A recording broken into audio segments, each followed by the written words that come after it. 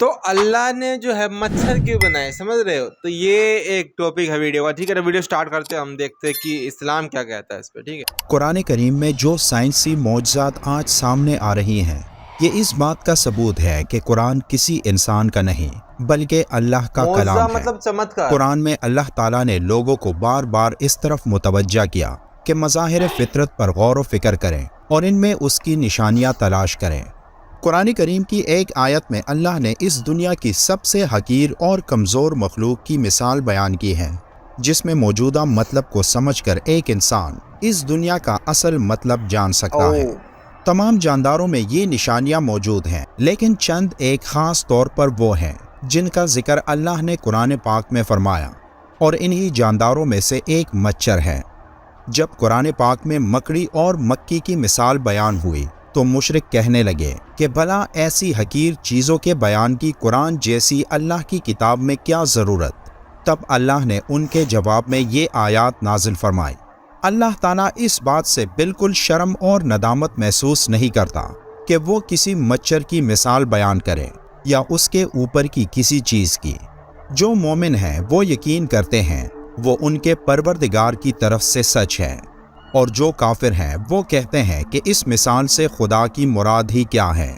اسی طرح اللہ ایک ہی بات کے ذریعے بہت سے لوگوں کو گمراہ ٹھہراتا ہے اور بہت سے لوگوں کو ہدایت دیتا ہے، اور اس سے صرف انہی کو گمراہی میں ڈالتا ہے جو پہلے سے ہی نافرمان ہیں۔ مچھر بے شک ایک معمولی اور غیر اہم سا جاندار ہے، مگر اس پر غور و فکر کیا جائے تو اس میں بھی اللہ کی بہت ساری نشانیاں دیکھنے کو ملتی ہیں۔ اللہ تعالیٰ نے مچھر کے لیے قرآن میں بعودتا کا لفظ استعمال فرمایا ہے، اور یہ لفظ مؤنث ہے۔ مچھر کی دنیا میں کوئی 3500 اقسام ہیں، اور ان تمام اقسام میں صرف مچھر کی مادہ ہی انسانوں، حیوانوں اور پرندوں کا خون چوستی ہیں، جبکہ نر مچھر نباتات اور پھلوں کا رس چوستا ہے۔ سوال یہ پیدا ہوتا ہے کہ مچھر کی جنسی شناخت تو آج کی میڈیکل سائنس کا کارنامہ ہے کہ آج ہمارے پاس ایسی جدید خوردبین ہیں جو کسی شے کو ہزاروں اور لاکھوں گنا بڑا کر کے دکھاتی ہیں، جبکہ قرآن نے بعودتا کا لفظ بول کر 1450 سال قبل بتا دیا کہ وہ مچھر جس سے انسانوں کو تکلیف پہنچتی ہے وہ مادہ مچھر ہے، نر نہیں ہے۔ منافقوں نے اگرچہ مچھر اور مکھی کے چھوٹے پن کی وجہ سے قرآن پر اعتراضات کیے، لیکن اگر ان میں تھوڑی سی عقل ہوتی اور اس چھوٹے سے جانور کی ساخت اور بناوٹ پر غور و فکر کرتے تو سمجھ لیتے کہ اس کے بنانے میں باریک بینی اور عمدگی کی ایک دنیا صرف ہوئی ہے کہ جس سے عقل حیران رہ جاتی ہے۔ امام جعفر صادق اس چھوٹے سے حیوان کی خلقت کے بارے میں ارشاد فرماتے ہیں، اللہ نے مچھر کی مثال دی ہے، حالانکہ وہ جسامت کے لحاظ سے بہت چھوٹا ہے، لیکن اس کے جسم میں وہ تمام آلات اور اعضاء ہیں جو خشکی کے سب سے بڑے جانور کے جسم میں ہیں، یعنی ہاتھی، اور اس کے علاوہ بھی اس کے 2 عضو یعنی سینگ اور پر ہیں جو ہاتھی کے پاس نہیں۔ یہ ظاہر کمزور سا جانور جسے خدا نے ہاتھی کی طرح پیدا کیا، اس میں غور و فکر انسان کو پیدا کرنے والے کی عظمت کی طرف متوجہ کرتا ہے، خصوصاً اس کی سونڈ جو ہاتھی کی سونڈ کی طرح اندر سے خالی ہے اور وہ مخصوص قوت سے خون کو اپنی طرف کھینچتی ہے۔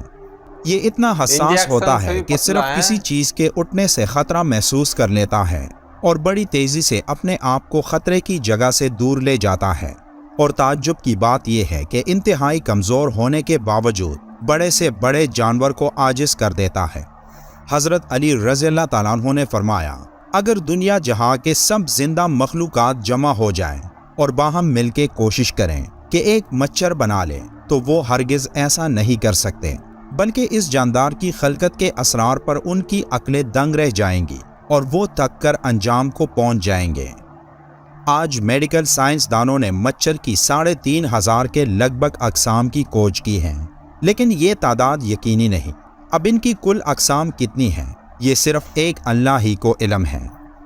میری طرح آپ میں سے بھی بہت سے دوستوں کے ذہنوں میں یہ خیال آیا ہوگا کہ آخر اس مثال کا مطلب کیا ہے، لیکن جب آپ ایک مچھر کی آنکھ کو دیکھیں تو آپ کا دماغ مفلوج ہو جائے گا۔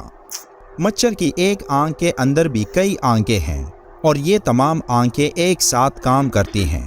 جب آپ اس کے بارے میں جان لو گے تو تب Pixels. آپ کے ذہن میں بھی یہ آیت کریمہ آئے گی۔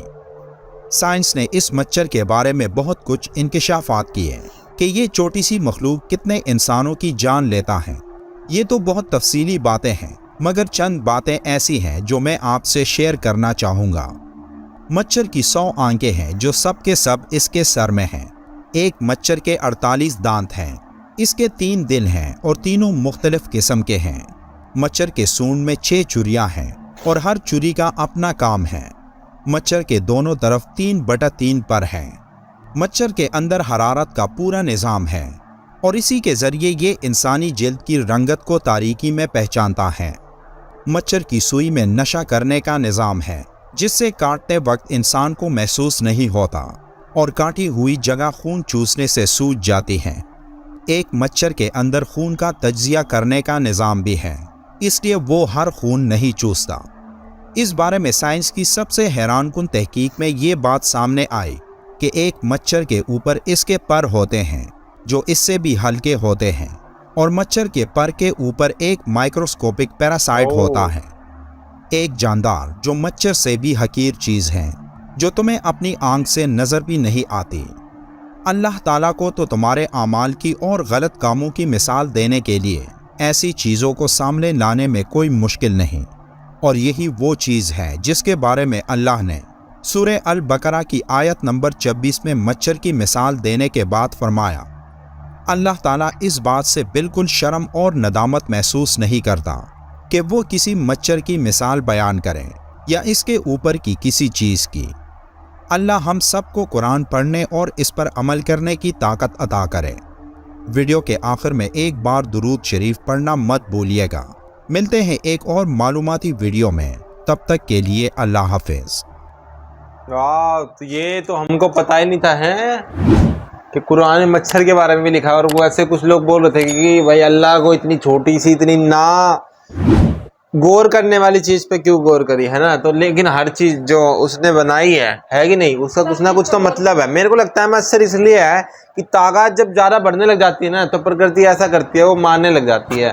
جیسے یا تو وائرس آ جائے، جیسے کرونا وائرس آ گیا، ٹھیک ہے، جیسے تھائنوس تھا نا، تھائنوس اس نے بنایا تھا کہ اگر ریسورسز اگر زیادہ ہے، ریسورسز اگر کم ہے تو لوگ بھی کم ہونے چاہیے، تو آدھی پاپولیشن ہی ہٹا دو۔ تو ایسے ہی نیچر جو ہے نا وہ اپنے آپ جو ہے ایسی چیزوں کو بناتا ہے جو لوگوں کو اپنے آپ مارے، ٹھیک ہے، کیونکہ اب جو سائنس اتنی آگے بڑھ چکا ہے، اب لوگوں کی مرتیو بہت کم ہو رہی ہے، تو اب ایسے ایسے بیکٹیریا آنے لگ رہے ہیں جس سے لوگ اور مرے، ہے کہ نہیں؟